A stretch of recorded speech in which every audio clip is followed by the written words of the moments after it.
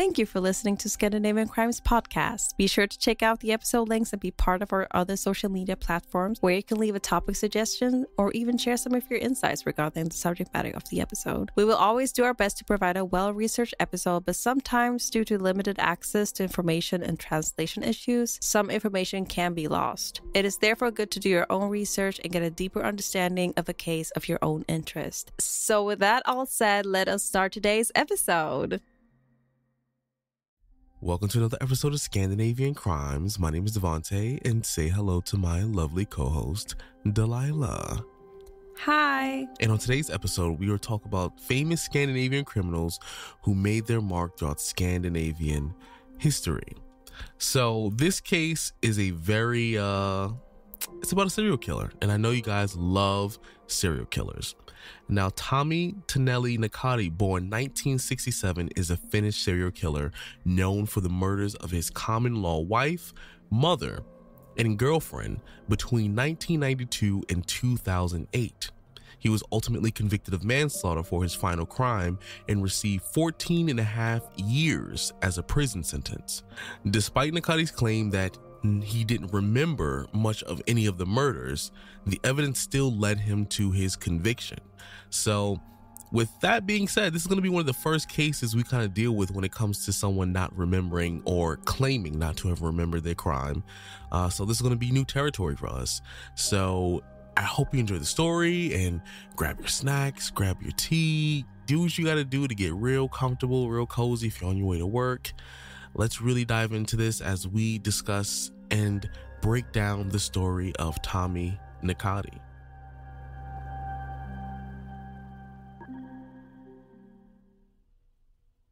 On August 17th, 1992, Nakari and his common-law wife embarked on a trip to Helsinki with the intention of enjoying their recently received unemployment benefits. However, they changed their plans and ended up in Paiksamaki, where they spent the night at various bars and restaurants, drinking alcohol with some friends. When all the establishments were about to close for the night, Nakari and his wife decided to travel back to their place in Mikkeli. At the train station, they coincidentally encountered an ex-convict who happened to be traveling to Mikkeli as well.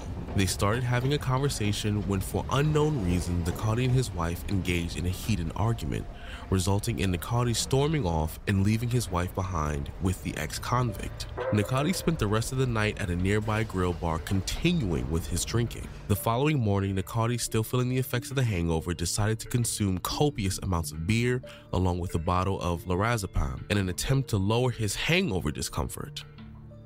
Concerned about his wife's well-being, Nakari stumbled back to his residence. When he came home, the wife explained that she had spent the previous night in jail and had been released from custody.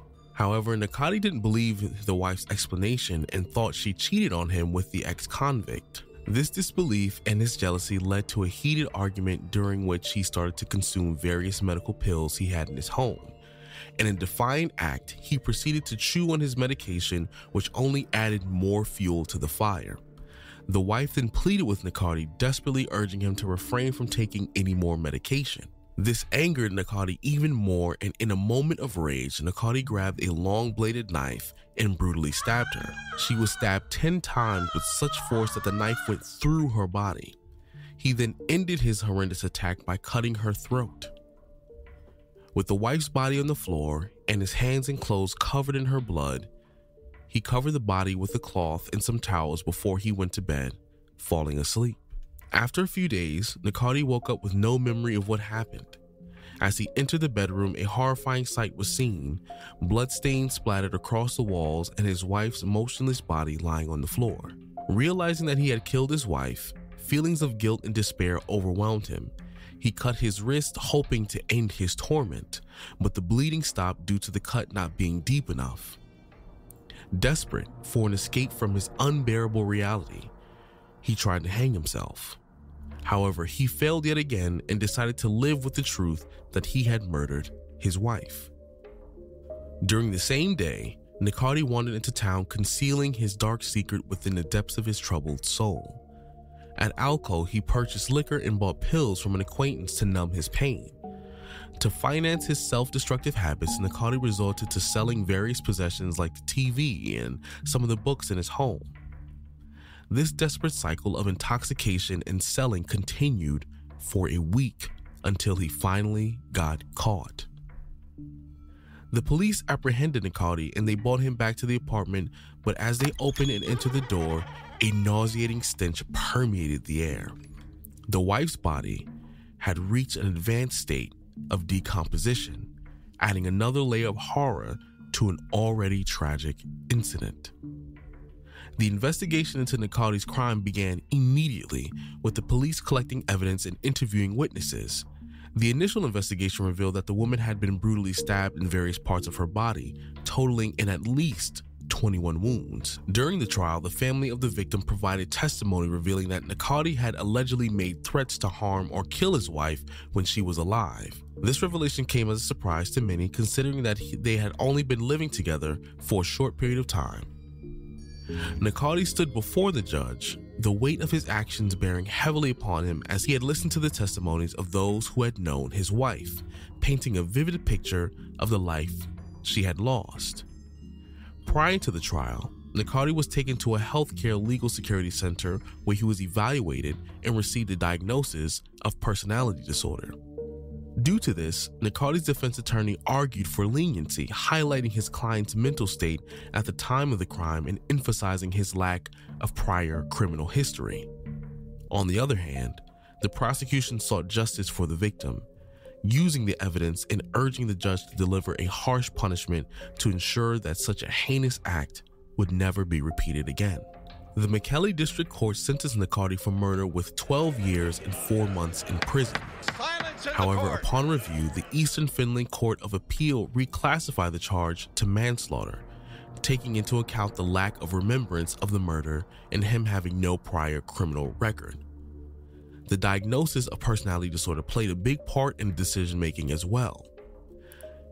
Acknowledging the complexities of this case, it ended up resulting in a reduction of over 4 years on his sentence, making it a total of 8 years he would spend behind bars. After being released from prison in the autumn of 1998, Nakari made his way back to his mother's home. The atmosphere was tense as the months went by, and one day, a heated argument erupted between Nakari and his mother regarding cleaning. Fueled by alcohol and a deep-seated anger, Nakari's emotions boiled over, and he unleashed his fury upon his very own mother. The force of his assault was powerful enough to send her crashing to the ground, leaving her disoriented and in pain. He then grabbed the kitchen knife and scissors at the counter of the kitchen bench and rushed to his mother to stab her 19 times. He viciously targeted her neck and face and stopped at the 19th stab. Similar to his previous murder with his wife, he moved the body to the washroom and covered her with a cloth and some towels. Eventually, Nakari was apprehended again, and the law enforcement found the murdered mother lying there. During both the investigation and the trial, Nakari once again claimed to have no recollection of the murder. However, McKellar District Court sentenced Nakari to 10 years and 8 months in prison, yet it was not for murder, but for manslaughter and assault. After his parole release in June 2006, Nakari returned to McKellar and crossed paths with a young woman named Anna Amelia. Despite warnings from her loved ones about Nakari's troubled past, Anna continued to see him. They even made some future plans for a vacation to India in the winter of 2008 when Nakari would be free. On January 10th, 2008, the couple rented a summer cottage in McKellar with the intention of visiting Nakari's relatives. They were traveling by car, and as they drove towards their destination, the atmosphere between the couple drastically shifted. What started as a pleasant drive soon escalated into a heated argument. In the heat of the moment, consumed by anger, Nakari reached for a knife. He then aggressively struck Anna several times on the upper arm. The blade grazed her arm, but he could not deal any substantial damage as he was focused on driving. Shocked and startled, Anna held her arm, which was throbbing in pain. As they arrived at the cottage, Nakari's violent behavior continued. He again attempted to stab her, but she managed to repel some of the blows with her hand. Overwhelmed by rage, Nakari launched a more violent attack, overpowering and incapacitating Anna. After she fell to the ground, he proceeded to strangle her until her final breath. He then left her lifeless body in the yard. A couple of days had passed by, and Anna's parents started to get worried when they were unable to reach her. They immediately contacted the police and filed a missing persons report, fearing the worst. They anxiously awaited any information that could lead them to the whereabouts of Anna. After Anna's parents reported her disappearance, the Jyväskylä police were immediately notified and requested assistance from the Mikkeli police. It took 5 days of searching until on January 15th, Anna was found dead. She was in the same place when Nakari had left her 5 days prior, unmoved in the yard of the rented cottage. However, Nakari, the primary suspect, was nowhere to be found at the scene. An arrest warrant was issued for Nakari and a manhunt commenced. Despite Nakari's attempts to evade capture, the police in Kuopio successfully apprehended him in March. Surprisingly, he offered no resistance during the arrest. He was subsequently brought to trial, where the evidence against him was thoroughly presented once again. In 2009, Nakari was sentenced to 14.5 years in prison for his involvement in Anna's death. The sentence is to be served in full with no possibility of parole. The court also ordered Nakari to pay 16,000 euros in reparations to Anna's grieving family. Although Nakari appealed the sentence, the Eastern Finland court ultimately upheld the original ruling, ensuring that justice was served for Anna and her family. Anna's disappearance had a profound impact on Tommi Nakari's sister. The sister had a close bond with Anna prior to her disappearance and had been in contact with her. The sister strongly believes that jealousy played a significant role in the tragedy that unfolded. Due to Nakari's previous violent acts of murdering their mother, the sister had limited contact with him. Furthermore, she was filled with fury over Nakari's senseless acts of violence and holds him responsible for taking her mother and her children's grandmother away from them. She expresses frustration over Nakari's relatively quick release from prison and questions how good behavior can lead to a swift return to civilian life. Before the murder, their sister was supposed to visit Anna, and she now wonders if this tragedy could have been prevented if she did.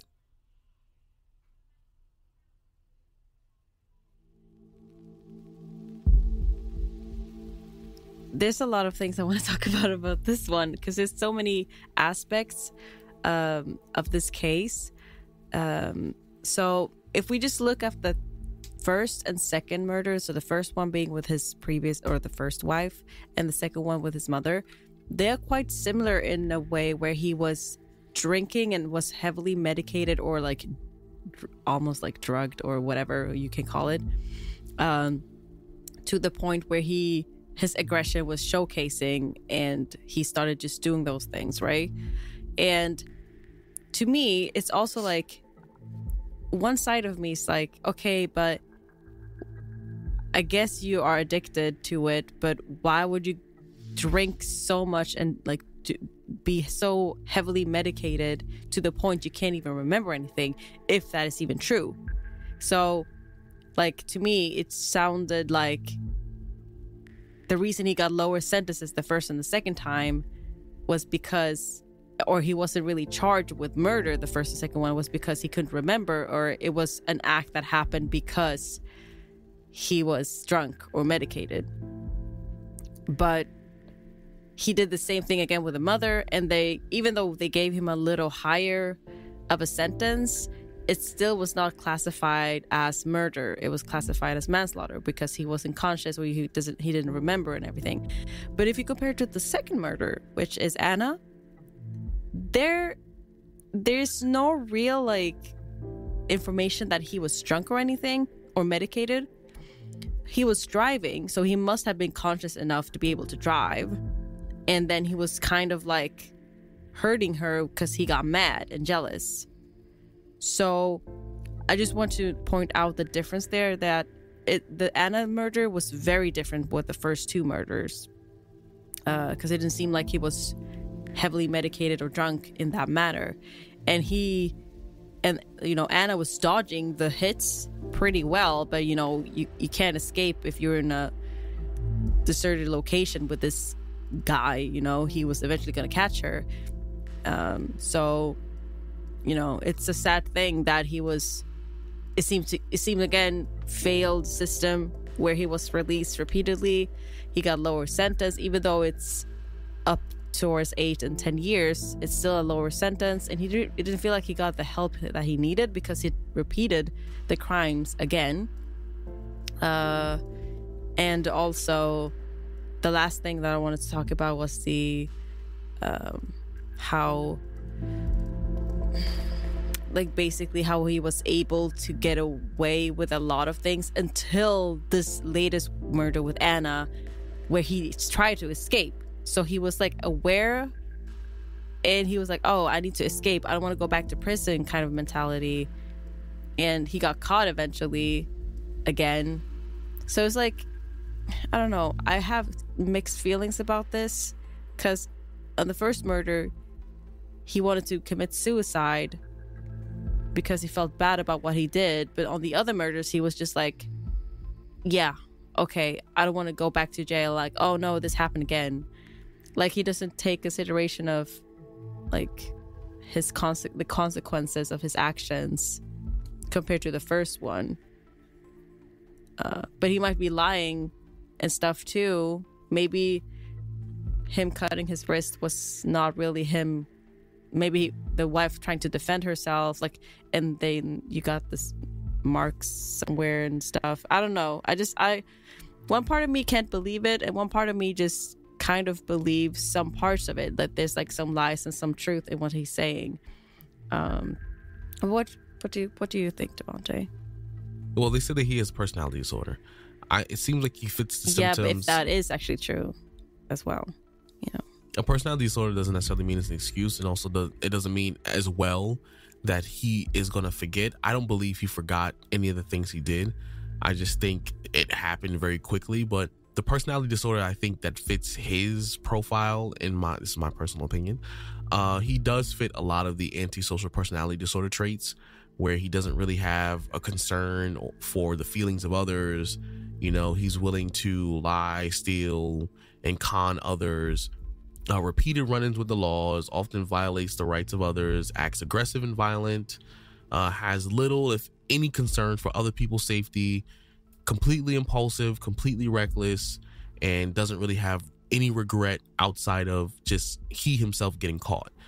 And that sounds kind of like what he has, like an antisocial personality disorder, which often can be a sign of what he's classified as, you know, like a serial killer, someone who was an unintelligent serial killer. He was someone who was an impulsive serial killer, where his emotions just took over and was rampant, and things escalated quickly. He had no control over what he thought, what he felt, and he was an absolute danger to society. And this is also indicative, once again, of the system kind of failing to realize how much of a threat this person can be.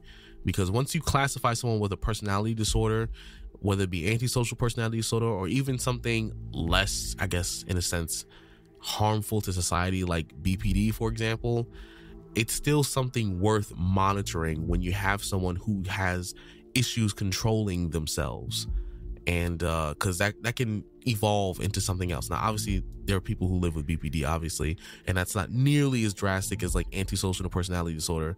I'm just giving an example how like any form of personality disorder needs to be taken seriously and evaluated, and it should have been considered the second they classified that he had a disorder, because he went to kill more people when this problem could have been solved if he was not on the street. Because they would know that he is incapable, his version of the personality disorder, he's incapable of feeling guilt or his concern for anybody else outside of, you know, himself. So, you know, to be honest, I don't have a ton to say about it, because, you know, we've said this over and over and over again with other cases.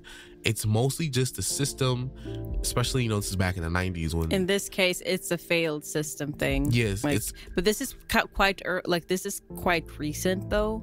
So this is not like the other ones where it was like in the 80s or, you know, between the 60s and the 80s. This case specifically is actually like late 90s up till like now. or like 2010 or 2008, whatever it was. Well, I will say... So this is quite recent, and they still kind of failed in a way. Even though this is the 90s, like, which is, you know, by definition, I was born in the 90s. I'm about to turn 30, which means that was like 30 years ago. And the criminal justice system, even in the 90s, for most countries, including the US, including Europe, was still drastically different. There was so much things that they were not doing that needed to be done. Most of the, you know, prison reform and the court reform and laws and stuff like that, most of that reform didn't even happen until post 2008, when people really started to realize, like, oh, there's really some people out there who need help, or these laws are causing people to kind of get away with this stuff. Like, that was when truly a lot of this reform took place with laws, and we're still kind of reforming some things as we go along. But we went a long time without properly enforcing what needed to be enforced, especially when it came to mental health and people in this situation specifically. The system so many times fell short with people with this type of mental illness and how much damage they can do in such a short time. And it's just, it's crazy. I felt like it's common sense. You know, if someone tells you, a professional tells you this person is prone to this type of behavior, you might think you can get a judge or even the jury or whatever the situation is to pay attention to like what's going on. Like, this is going to be a problem later on. But, you know, unfortunately that's how things were for a very long time. And it wasn't until recently that things started to change. So, you know, I'm not going to drag on my explanation any longer, but it's truly just a failed system, a system that needed to be fixed.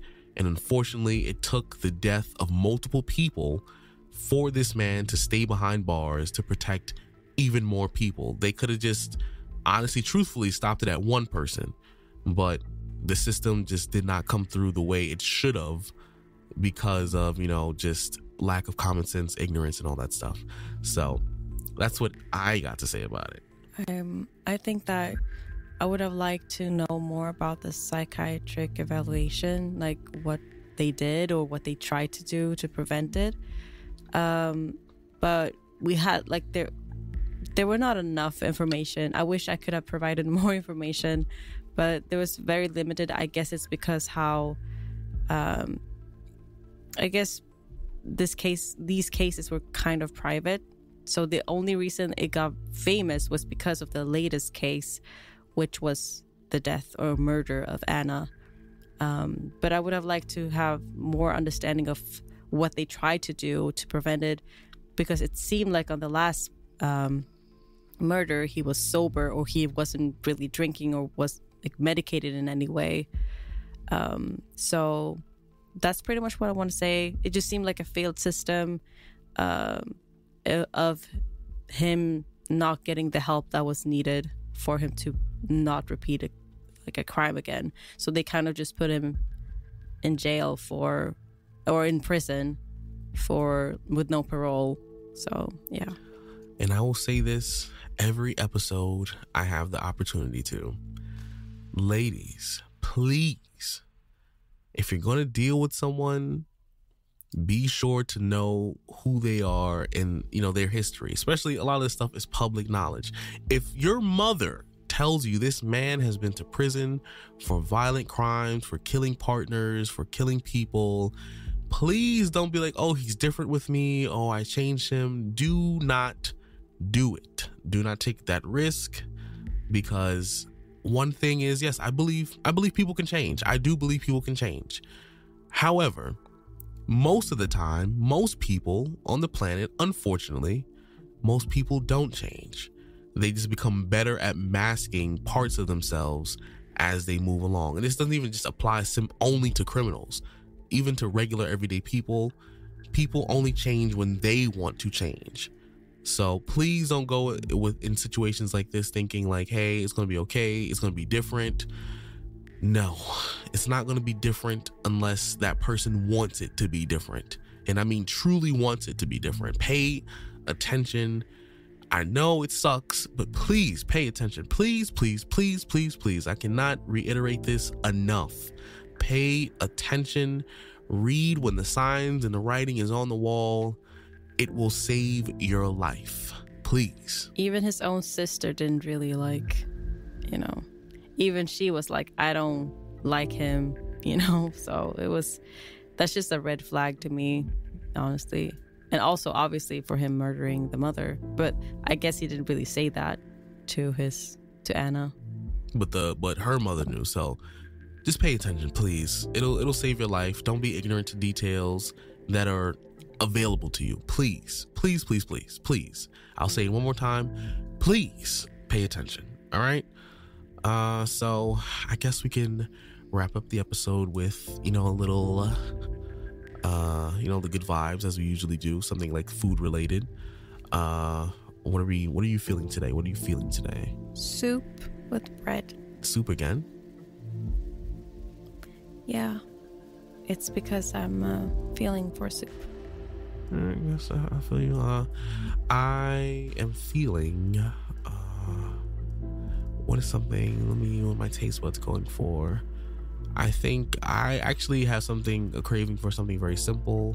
I can go for a patalillo right now, like just a little vibe.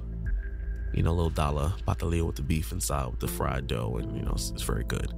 And I can definitely go for that right now. That sounds nice. It's very good. It's delicious. So I hope you enjoyed today's episode. Please be sure to, once again, follow us on social media, but also please pay attention. Just be mindful of your surroundings, the people in your life, and their intentions for you.